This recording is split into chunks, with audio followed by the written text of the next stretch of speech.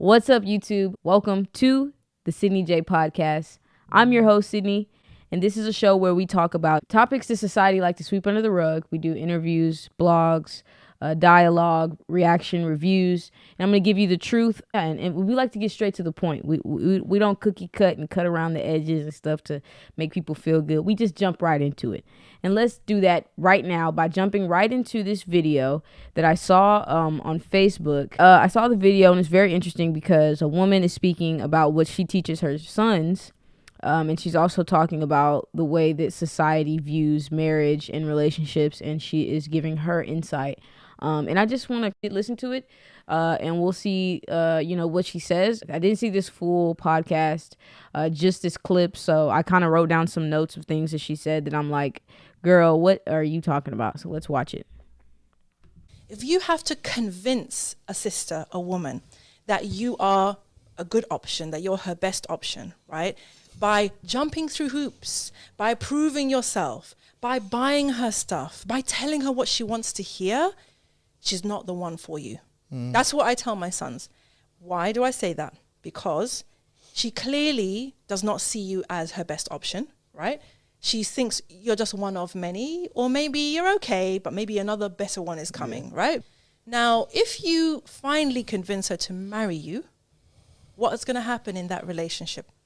What's going to be the power dynamic in that relationship? You've basically signed up for a life of her on a pedestal and you working overtime to please her. And sisters, unfortunately, hate it when I talk about this, right? Because this is the model we've been presented by society. A man's job is to please you. A man's job is to make sure you are happy. A man's job is to cater to you, etc. And the reality is, certainly as far as the deen is concerned, it's actually the opposite.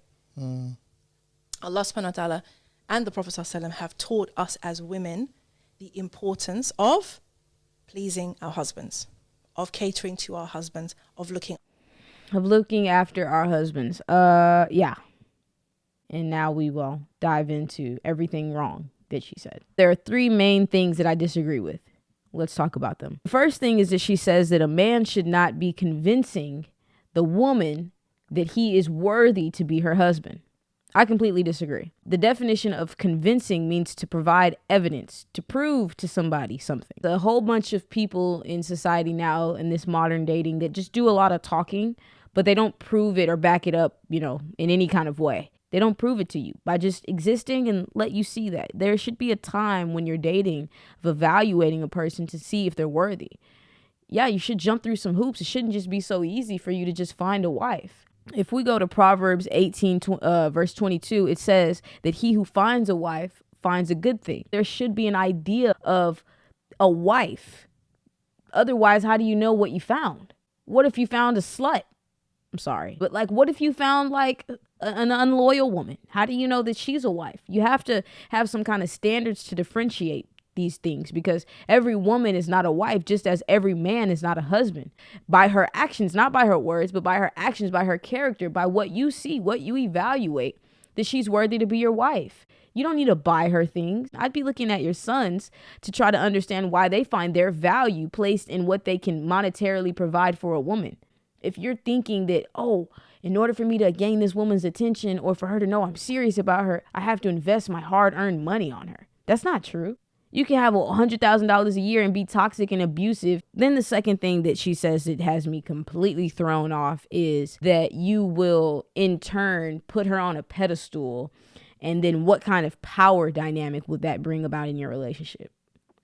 Immediate red flag. There is no power dynamic in a relationship. There shouldn't be. Now, what she may be referring to is authority. But there is a complete difference between authority and power. Power has to be obtained by some action or entity. Think about it. When kings overtook nations, they had to kill the other king or go to war or enslave people. They have to take some sense of action to acquire that power.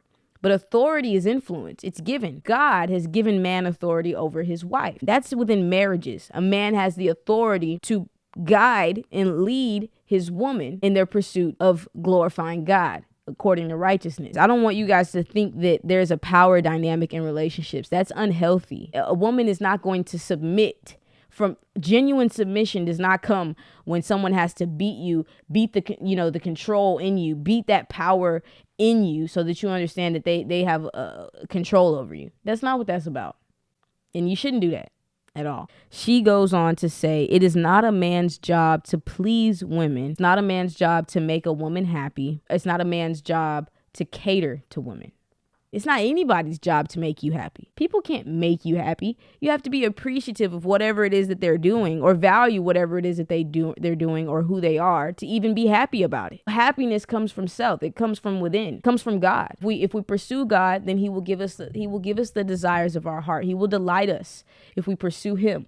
We know that marriage is sacrificial. We know that love is sacrificial, continuously tested by that. It's a very shallow impulse to believe that a person's purpose is to please you. Interesting. Marriage is in sickness and in health, for better and for worse. So there'll be times when this person displeases you. What will you do in that situation? Divorce them? Or is this the time when you're going to display your power dynamic? Okay, moving on. It's not a man's job to cater to a woman. She says it's a woman's job to cater to a man. Now, if we're just going based off of proper English, cater means to provide something. Are you telling me that it's my job as a woman to provide for my family and my husband? If I'm providing him sex, children, the nurturing of children, the loving and the influence that he's getting, and I also now need to provide financial stability and food, I don't think I could get down with that. I just don't think I could. And I don't think you should get down with it either, because it's just not healthy. Never do something for your own personal gain, in a relationship. It's got to be a give and take. We work together and we have something beautiful in that. If you don't have that, what do you simply have? Very toxic relationship.